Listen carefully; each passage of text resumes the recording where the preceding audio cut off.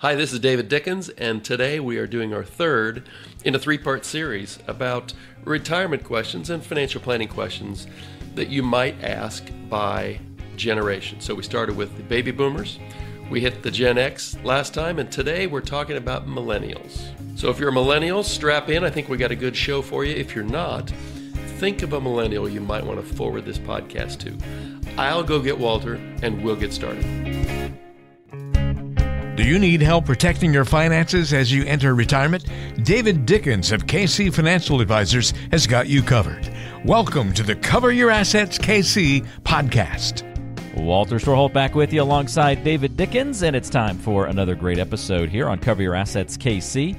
David's based out of Overland Park, serving the Kansas City area and beyond. Find us from anywhere on coveryourassetskc.com. And David, it's finally my turn. The millennials take the spotlight today. I'm excited. There you go. How is that? Is the spotlight shining right in your eyes? Right in the eyes. That's right. But I'm prepared for it. I've had the spotlight on me a couple of times in this broadcasting career of mine. So I should be ready for this moment, I would imagine. I think so. And you know what? You can correct me when I fall off the wagon here and get something wrong. You say, wait a minute, pal, that's not exactly the way it works. That's right. Us millennials aren't all lazy. Come on now. I am not going down the lazy route, I'll assure you. All right, good. All right, so let's talk about millennials and retirement planning and the questions we should be asking. Like you said, David, we did this for the baby boomer generation and Gen X. Now it's the millennials' turn. So if we're putting age brackets around this, we're talking about born between 1977 and 1995. I feel like 77, that sure feels like an older millennial. Like I usually don't, I wouldn't think of somebody born in the late 70s as a millennial. Yeah, my quick little Google search kind of said 81 to 96, but it varies depending on the source, I think, sometimes. But kind of, late 20s to mid-40s is really what we're talking about. Yeah. And so last weekend I went to, I was in Atlanta for a nephew's wedding, and I was surrounded by the vast majority of my favorite millennials. And I was thinking about this podcast, what I was going to say, the stunning personalities that were in that room, and thinking, you know what, in no way dissing any of my other friends or all of my clients, none of whom are millennials. I really like millennials. They are a lot of fun. Nice. We'll take that. I think we'll take being a lot of fun. That's and fantastic. There's so much ahead of you guys. You get to, kind of the end of this podcast says you have so many choices that you get to make. Don't let life happen to you. Make those choices, get a plan, and then just execute the heck out of it so that you look back and go, wow, I killed it about 20 or 25 years from now. Oh, I love that. Yeah, let's set ourselves up for some success in the future. I like that a lot. So a couple of good bullet points I know that you've got prepared for us here, David. Important for us to remember millennials. I mean, you gave out the ages, so this is stating the obvious perhaps, but we're kind of in different life stages right now. It's an evolving landscape as we try to analyze what our benefits might be at work. We might be in different stages of our retirement, either still young in our careers or for those who are in that 40 range, they're already pretty deep into their careers. But either way you slice it, still some good working years ahead of the millennial generation. And I would imagine that kind of then shapes some of the advice you start to give. Oh, it definitely does. And there's so many different, so some have kids, some have a lot of kids, some are in their early 40s and have no kids. Some are still whacking away at student loans, or unfortunately some are paying off credit card debt. So there's certainly not a generic, frankly, there's not a generic baby boomer or Gen Xer either, but there's definitely not a generic millennial. So none of the stuff we're going to say today is investment advice for you, the listener, and some of it's going to be fairly generic, but I'm going to try to get as specific as possible to, give some actionable guidance. Okay. Well, to begin, you kind of talked a little bit about that student loan component. I got to think, so I'm raising my hand here, David. We just paid off Connie's last student loan. Oh, man, that was a good feeling. A couple of weeks ago, yeah. It was nice to kick that can down the road for a while when we weren't having to pay any interest on it. And then when that interest started kicking in again, we said, okay, we're going to get rid of this now. But yeah, so that's dead and gone, thankfully. But I know a lot of people that are in my fellow millennial situation are going to still have those on the docket for quite some time. So any key questions about student loans that you're seeing millennials face? Well, yeah, the question a lot comes up in discussion. Should I prioritize paying off my student loans? Should I do that and not get so worried about putting money away for my own retirement? Should I do that instead of having an emergency fund or, heaven forbid, credit card debt? So the first thing I wanted to talk about real quickly is kind of how would you prioritize those types of things? Competing goals, it seems. Exactly. And you've got a fixed amount of money every month, hopefully growing with your career and your success and et cetera. But so I would prioritize those types of things this way. The first thing I would do is make sure that I paid my student loan. I would definitely pay at least the minimum. I'm not sure that I would overpay in deference to the other things that you want to be saving for. But make sure you never miss a payment because that ends up coming back and biting you at some point in the future. So you make your minimum student loan payment, and then you absolutely positively, if you've got a 401k at work or a 403b or a 457, depending on the type of employer you work for, and they offer a match, then at a minimum, contribute up to the point that the match happens. And I'm going to talk about that here in another 5 or 8 minutes. So that would be second. Third would be pay off your credit cards. Hopefully you're sitting there with a big smile on your face saying, you know what? I don't carry a credit card balance, and that's awesome. But if you do, you want to make your student loan payment minimum. You want to get the match on your 401k, and then you want to put all of your efforts into paying off credit cards. The fourth would be establishing an emergency fund or a house down payment fund or whatever that type of thing that you might be saving for that's really important to you. The reason I prioritize paying off credit cards before that is if you have an emergency and you don't have an emergency fund, you're going to put it on a credit card. Well, you already have a credit card debt for whatever reason, but putting money away in an emergency fund while you still have credit card debt at 15, 20, 24, 28% would be silly. So the third thing is prioritize getting rid of all credit card debt. Then in your mind, prioritize never having credit card debt again, and then switch over to emergency fund, house down payment fund, that kind of thing. So that's how I would prioritize my cash flows if I were in this range and I still had student loans. That's how I would prioritize those. Okay, very good. I think that's a great thing to keep on our minds, millennials, right? Like, let's think about what these goals are, and maybe there are some different priorities that we need to put in place. But interesting what you described there, David, doesn't necessarily match up with what my assumptions would have been. So I think that's a nice little reality check. And was there a big outlier there? Well, I think the student loan one being like maybe it doesn't make sense to pay it off as fast as possible. I just kind of figured that those would be ones where you'd want to knock them out quickly. Certainly, if you've got credit card debt with higher interest rates, I get paying that down faster and those kinds of things. But yeah, I don't know why. I'm in that spectrum of like, even if it's smart to keep debt, I kind of like not keeping it. So I think I'm just in that end of the spectrum. I'm going to pay off something as fast as possible, even if I'm only saving myself a couple $100s in total interest over the course of X amount of time. I would just still rather it not be on my mind. I want one less line on my spreadsheet. You know what I mean? Yeah. You know what? Over the course of your 40 or 50 years of being an adult, that is going to serve you very well. That those little things will pile up, right? So I'm not going to change that way necessarily. Something else that I think is interesting, I hear friends talking about this a little bit, David, and it's how do you, and actually, hand raised here, actually, these are conversations my wife Connie and I are having right now, how to plan for the potential costs of having and raising children. This is probably going to be around the corner for us soon. And so, yeah, we're starting to think about this a little bit. And I don't know, when do you start a 529 plan? Should you start a 529 plan? Should I just set aside money for, expenses that are going to increase? How do I even go about guessing those things? I could take that one question and probably expand it to another 20 or 30 if we needed to. An entire podcast just on that. Yeah. So having kids has never been an economic decision. I suppose you could look back to the old days when people were running farms and they say, well, a couple extra kids, somebody to milk the cows and to run a plow and to blah, blah, blah.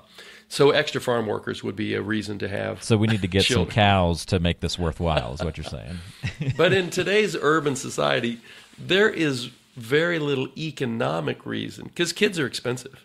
I didn't know this, but I Googled it. The Brookings Institution, the Washington Post ran an article that said they believe it costs about $17,000 a kid per year to have a child, $310,000 to get them from age 0 to 18, and then they go to college. Wow. So kids are they're awesome. We got 3 of them and can't imagine life without them. But they're expensive. And so you mentioned a 529 plan, and that, I think they have to be born because they have to be named as the beneficiary. But you could start a 529 plan, or the grandparents could, or a neighbor down the street. Anybody can start a 529 plan for a kid. The nice thing about them is that anybody can contribute. You don't have to, one side of grandparents don't have to set one up, and the other side sets one up, and then the parents set one up. You can set one up, and then people can contribute to the same plan. I should have looked this up before we got on the podcast. Most states do not offer a tax deduction for doing that. I happen to have a client in Illinois who does get a state tax deduction by putting money into the 529 plan for his kids. So that's something to check out. But it's not really about getting a tax deduction now. It's really about having the money grow tax-free and have it come out when that kid is in college. Or, if they go to an expensive prep school or et cetera, you can use it for that too. But the grandparents contribute, et cetera. We didn't do that. I don't even know when 529 plans came about, but I'm in my mid-60s. I don't think when we had kids, 529 plans had even been created. What we did was we bought a couple of rental properties and figured by the time the girls go to college, we'll have those properties paid off, and then the cash flow will pay for their college. So there's a lot of ways to, I think I used the term skin the cat last episode. And I hope that didn't disturb anyone. I remember that. Yeah. But there are a lot of ways to skin this cat, and those are 2 of them. But potential costs of having kids are expensive, and they're awesome. If that is your choice as a married couple, I say go for it and, get a really good career and make a bunch of money, and then you don't even think about what that costs you to raise kids. And once they're bringing you grandkids, you forget all about the costs of raising those kids. That's a great point. Yeah, I got to imagine that. We definitely view it through a different lens this century, these days, but still a worthwhile venture. But a couple of good things to be thinking about for those who, maybe like me, are in the process of planning for that in the future. Another big topic of conversation, if I can jump to this one, David, as I think about millennial concerns, is, believe it or not, even though we're far from taking it, we're thinking about Social Security. I've been thinking about it a lot, just from one, being a business owner. My Social Security setup is a little bit different because of the way that I get compensation. Yeah, exactly, and some double happening there. But also, then I think about Connie and her job that she started last year. She actually doesn't pay into Social Security anymore. They put her on a 401a plan. And that was kind of a new thing to learn about and understand, and that's something in lieu of Social Security. But if I understand right now, she's not paying into the system, so she's going to have a lower benefit many years into the future if she stays in this job for a long time. So to me, the Social Security complex for our generation just seems to be getting more and more muddied and complex to plan for. Agreed. So I'm confident that Social Security will still be around when millennials get there, because it is a dramatic social safety net that we have in America that has done nothing but grow in its creep over it was created in 1935. FDR created it. It's funny, back then you had to be 65 to get it, and life expectancy was 66 or 67 years old. It was a losing game for retirees back then, for sure. Exactly. So people wonder why Social Security is upside down right now, why it's in borderline insolvent. Well, that's because we still can now you can get it at 62. And if you make it to age 65, then in America, if your life expectancy is about 85 years old. So that's 20 or more years that you'd be drawing out of Social Security.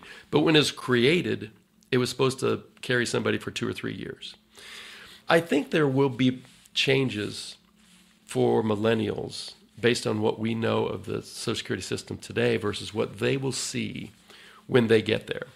So the last big changes happened. Ronald Reagan put together a commission, bipartisan, and they came up with some recommendations in 1981, and they were implemented in 1983. And it wouldn't be a shocker to know that the changes that we are going to have to come up with over the next 2, 3, 5 years are going to look somewhat similar to that. So it used to be the retirement age was 65. Now full retirement age is 67. Won't be a shocker to me if they move that up to age 70 and graduate that in for people in their 20s, 30s, and 40s. Before the 1980s, your Social Security benefits were not taxable as income, but they became taxable after 1983 based on how much other income you had. And it doesn't take a whole lot of other income to make your Social Security taxable. So a married filing joint is about 44 grand of other income, half your Social Security plus other income. Over 44 grand, well, your Social Security is 85% of it is taxable. It won't be a shocker to me to know that they get rid of that 85% thing and just make Social Security benefits fully taxable. So they're probably going to move the full retirement age up. They're going to I would expect they make benefits fully taxable. They're probably going to find a way to adjust the cost of living increase, the COLA, downward, such that the cost of living increases over the decades coming will be less than what they've been in the last decade. And 2 years ago, I think it was over 8%. This year, it looks like it's going to be 4 or 4.5%. They're going to find a way to reduce that, I'm confident. And then millennials might know this. Certain millennials will know this. After your earnings is above a certain level, you don't pay any more Social Security tax, your FICA tax. This year, that's $168,600. So if you make $170,000, then your last $2,400, you didn't pay any FICA tax on that. If you make $300,000 a year, then $132,000 is not taxable by FICA. And there's a good reason for that, is because your earnings are capped as to what can be taxed by Social Security, because the income you can get from Social Security is capped. It's based on your best 35 years of work history. But if you made $500,000 or $1 million or $2 million a year, you get the same amount of Social Security as a person who this year made $168,600. So what they're likely to do is, Elizabeth Warren wants to say, you know what, tax all dollars that you earn, but keep the cap of how much you can get out of Social Security when you retire, keep that in place. Well, that seems like a big ripoff to higher income. That's serious income redistribution. And that may be your thing. It's not my thing. All taxes are, a lot of taxes are income redistribution. And to a certain extent, that's a fine thing. But more and more and more of it becomes real tricky in a capitalist society. And so, be careful what you wish for, I guess. So I'm convinced that I said too many words on that topic. The answer is, I'm convinced Social Security will be around for millennials. I just think it'll be a little different. You'll retire a little bit later. You'll get your Social Security payments later. They'll be fully taxable, and the cost of living increases won't be so big. But it'll still be there for you, I'm convinced. The more we rely on it, the more we're going to be affected by the changes to Social Security. So another reason to maybe try to get off that train, at least in terms of using it as our central retirement planning strategy, I suppose. Yeah.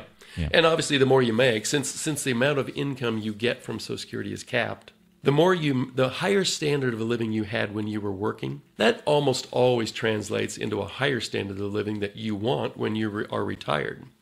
So for people who had a more modest standard of living, Social Security might cover 70, 80, or 90% of what they need in retirement. For people who had a higher standard of living, it might cover 20 or 30 or 40% of what they want to spend in retirement. So that's where putting that those calculations into your real written financial plan, that's how you can determine, well, how much money do I need to save above and beyond what Social Security is going to give me? And so that's just part of the planning process. And hopefully, as a, I was going to say as an older millennial, but every millennial in my book should already have a written plan. It doesn't have to be from a fancy piece of software like I have. You ought to have a written plan that says, here's when I'm going to retire. Here's how much I'm going to need. Here's how much I have to save every year to get there. And then you adjust that plan every year or two based on how you're doing.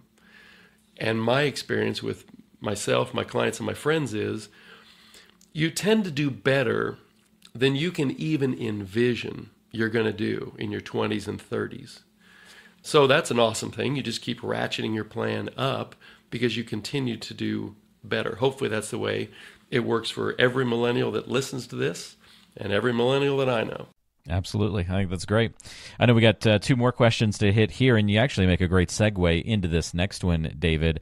And I know the answer to this one, but I know a lot of other millennials who aren't sitting here talking to financial advisors like you all the time may not be quite as confident or abreast in answering this or knowing whether they should or shouldn't. And that's, how can I take advantage of employer-sponsored retirement plans, 401ks and the like? Or should I? Should I participate in all these extra things? What if they're offering something extra like a 457? Does that make sense to also contribute to that if I'm doing a 401k? And I know it can get complex for millennials to try and figure out all those different waters when your employer, thankfully, might be giving you lots of options, but you got to figure out which ones to take and how to manage it all. Yeah, so the answer to the very first question was student loans first, and then 401k, 403b, 457, get the match. And here's what I say. How can I take advantage of an employer-sponsored retirement plan? Get the match. At a minimum, if you do nothing else, make sure you get the match. I'm going to state the obvious. Here's what that means. Let's say you make $100,000 and your employer says, you know what, we'll match the first 5% of whatever you put in. So you say, I'm going to put 5% of my own money in and let them put 5% of their money in. So $5,000 from you, $5,000 from there. It's almost like, no, it's exactly like your 5,000 made 100% that year because you got 5,000 of free money from your employer. If you say, I just want to put in 2,500, well, they're only going to give you $2,500. So, which is better than a sharp stick in the eye, but it's not as good as you could have gotten. It's not all the free money you could have collected. Still leaving money sitting on the table.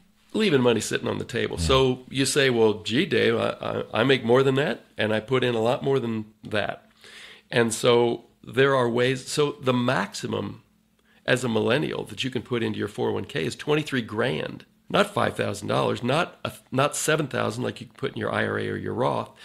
$23,000 is the most that you can put in your 401k. That's a bunch of money. Let's say you're self-employed. There are a couple of really good options. One is a simple IRA, just exactly spelled as it sounds, simple. You can put $16,000 into a simple IRA. You say, my employer doesn't have a 401k, or I'm my own employer. Fine. Open up a simple IRA, put $16,000 in there if you can. You can have a SEP, a self-employed plan. That is 25% of your compensation, up to $69,000 a year. So you make a bunch of money as a self-employed person, open a SEP. You could open up an individual 401k as well, a little bit more reporting required. But there are ways to save bunches of money inside of a tax-deferred plan, like a 401k, a simple, a SEP, a 403b, a 457. There are good reasons to save as much as you can in that plan. The last question we're going to cover is, are there reasons to not do that? So I've got a couple of good answers for that next question as well. But the beautiful thing about these employer-sponsored plans is every time you get your paycheck, that money's already taken out. So you never get a chance to see it. You don't get a chance to spend it. You don't have to come up with 10 or 20 or $16,000 at the end of the year because it's been coming out every 2 weeks. And so systematic savings into plans like this, it's worth a lot to your peace of mind and to you getting to where you're trying to get to for your retirement goals. Okay, very good, helpful. I do have one clarifying question there. Is it possible that the definition of the match changes from company to company, where you described an example of where if you submit 5% of your pay, you put $5,000 in, they're going to say, okay, that $5,000 is the max we're going to contribute based on your pay. That's what we're going to put in. So your first $5,000 is getting matched that dollar for dollar. Are there plans, though, where it's structured a little bit differently, where it's more not dollar for dollar, but just saying we'll match a 3% of your pay, but you've got to go all the way up to the max in order to get that 3% from them? Or am I misunderstanding maybe the wording on other plans? They all work like that way that you described. So there could be a plan like that, but I've never seen any employer who says, if you put in the max, then we'll give you a little 3% kicker. Okay. They could do that, but generally speaking, all the employer is really trying to do is incentivize you. It's an extra benefit. Incentivize you to feather your own nest for retirement and to think twice about leaving my employ, because look at this free money I'm giving you, and your next employer might not have a match. So I've seen things like, we will put in, if you participate, we'll put in 3%, and then we'll match the next 5% dollar for dollar. I've seen plans with no match. So all you'd want to do is make sure that you know what your employer is offering, and HR is happy to explain that to you in detail.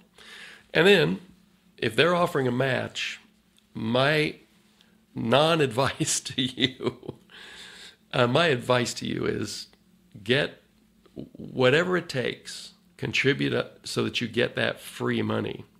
And then if you have better uses for the extra, like paying off credit cards, building an emergency fund, a house down payment fund, like we talked about in the first, way at the top of this section, then do those things after you've gotten the match. If all those other things are taken care of, you don't have any student loans, you don't have any credit cards, you already have a home, your emergency fund is covered because you have a severance plan at your company, then save the max. Make sure you're getting that 23 grand. If you happen to be over 50, which is last time's episode with the Gen Xers, well, you can put 30 grand in, because once you're over 50, you get to kick in an extra bonus amount. So there's a lot of ways to do this, all inside of your employer-sponsored retirement plan. Make sure you understand the rules that are associated with your employer, and take advantage of every rule that falls in your benefit. Okay, very good. Last one here, David, and this one's my favorite. Us millennials, we like options. We like non-traditional ways of doing things, it seems. So we've talked a lot about 401ks and things like that. I would call those the traditional retirement accounts, IRAs and the like. But I would say a lot of millennials wonder, are there alternatives? Are there other innovative options that we can consider or should consider? And as you guessed, and as you know, Walter, there are. So, but that doesn't mean do them all. So finding the one that fits your lifestyle and your goals is awesome. So one I mentioned earlier, when we were talking about 529 plans, we diversified into rental real estate. It worked for us. My father-in-law had a couple of rentals, and I'm looking at it going, and one of my best friends in high school, his dad had a couple of rentals. And I'm thinking, you know what, I think I can do that. I don't mind the extra hassle, because it is a hassle when somebody calls you at 11 at night and they say their air conditioner's out, and it's August in Kansas City. It's a problem. But I didn't mind doing that, and so we bought some rental properties. You can either be hands-off or you can be passive, depending on how you like to structure your life. If you're going to be passive about it, well, you're going to earn less because you're paying somebody to take those calls.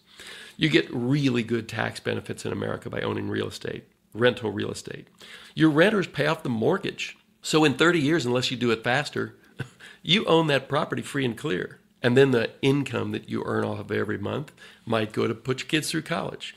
It might go to supplement your retirement income. It could go to anything you want. So it's just another source of income once the building is paid off. So that's one. You might choose to diversify into real estate. You might say, I wouldn't buy a piece of rental property if my life depended on it. Okay, well, maybe you start a side business. Maybe you have I think these days it's called a side hustle. And maybe it's doing something, maybe you're selling something on the internet. Maybe you have a weekend gig, whatever that might be. If you start a side business, depending on the other income you have, you might be able to do a simple IRA or a SEP or an individual 401k and still have your employer-sponsored retirement plan. There's a lot of rules with that, but it's possible. You might just say, all those things are too busy for me. I'm worried about what taxes are going to be when I retire. They might be higher, and this tax-deferred employer-sponsored plan might not be the best thing. I think I'll take my extra money every month and put it in a taxable brokerage account. If I need the money before 59 and a half, there are no penalties for taking that money out. I'm taxed all along the way, but not on a withdrawal like you are of an IRA. And I can find ways to invest that using tax-smart strategies. So maybe you open a brokerage account for that extra money. Maybe, and this is definitely not investment advice for any listeners, but maybe you look for a type of investment that has what I would call asymmetric possibilities on the upside, aka Bitcoin. So I would encourage you to do, if that's the slightest bit of interest to you, I'd encourage you to do a lot of research on your own. I've done a bunch of research on my own, and I do own investments in Bitcoin because my personal research has told me that I think it has a tremendous upside with a modest downside. In other words, it could go to zero. When I started investing in Bitcoin, it was in 2018, and it absolutely could have gone to zero. Today, could it? It could. But I think you have a tremendous upside possibility and a limited downside possibility. That is not going to be right for the vast majority of our listeners. But if you think it might be right for you, then start with a simple Google search. Figure out as much as you can, and maybe that is your side hustle. Maybe that's how you invest your brokerage account. Or you go buy some rental real estate. There are lots of ways other than traditional retirement accounts. Some are new and innovative. Some have been around for a long time. But a little bit of education and a little bit of excitement and motivation might just take you a long way to getting to your retirement goals on time or maybe early. I am really excited about the millennials that I know. They are awesome people, and they're pretty tuned in to this kind of stuff. And so the possibilities, are they endless? Well, in your 20s and 30s, they're almost endless. And so set a strategy, set some goals, and then get after it because time is on your side. Whereas the boomers we talked about a couple weeks ago, time is definitely not on their side. And Gen Xers, to a lesser extent. But when you're 45 to 60, you are in a different driver's seat than the millennials. 28 to 43, you have a lot of choices. Make sure that you study up and then make a really good choice for you and, if you have one, your family. Well, David, really appreciate you taking some time on your show to dedicate it toward us millennials and letting us kind of get some great information and guidance from you. And again, none of this was specific financial advice for anybody. We got to throw a couple of extra disclaimers out there, I think, today, David. I heard you just since carefully. I used the B word. I heard you carefully placing a few of those that was kind of thoughts. crazy. Yeah. Unfortunately, sometimes with the regulations and all that kind of stuff, folks, you got to be a little careful of what we talk about broadly here on the show. But as always, if you got more specific questions for David, you can dive into that a little bit more in detail when you call or get in touch. And if you do have some questions on your mind, don't hesitate to reach out. 913-317-1414 is the number, or you can go online to coveryourassetskc.com for more episodes of the podcast, blogs, videos, other great information and educational opportunities there for you as well. And you can also get in touch through the website, coveryourassetskc.com. All that contact info is in the description of today's show, so you can find it easily. David, thanks for the great information today for the millennials, and we'll look forward to talking to you again on a new topic next episode. I will look forward to it as well. Thanks, Walter. All right, thanks so much. That's David Dickens. I'm Walter Storholt. We'll see you next time on Cover Your Assets, KC. Advisory services offered through Creative One Wealth, LLC, an investment advisor. KC Financial Advisors and Creative One Wealth, LLC are not affiliated. We are an independent financial services firm helping individuals create retirement strategies using a variety of insurance products to custom suit their needs and objectives. The information and opinions contained in this program have been obtained from sources believed to be reliable, but accuracy and completeness cannot be guaranteed. They are given for informational purposes only and are not a solicitation to buy or sell any of the products mentioned. The information is not intended to be used as the sole basis for financial decisions, nor should it be construed as advice designed to meet the particular needs of an individual situation. This material has been provided by a licensed insurance professional for informational and educational purposes only and is not endorsed or affiliated with the Social Security Administration or any government agency. It is not intended to provide and should not be relied upon for accounting, legal, tax, or investment advice.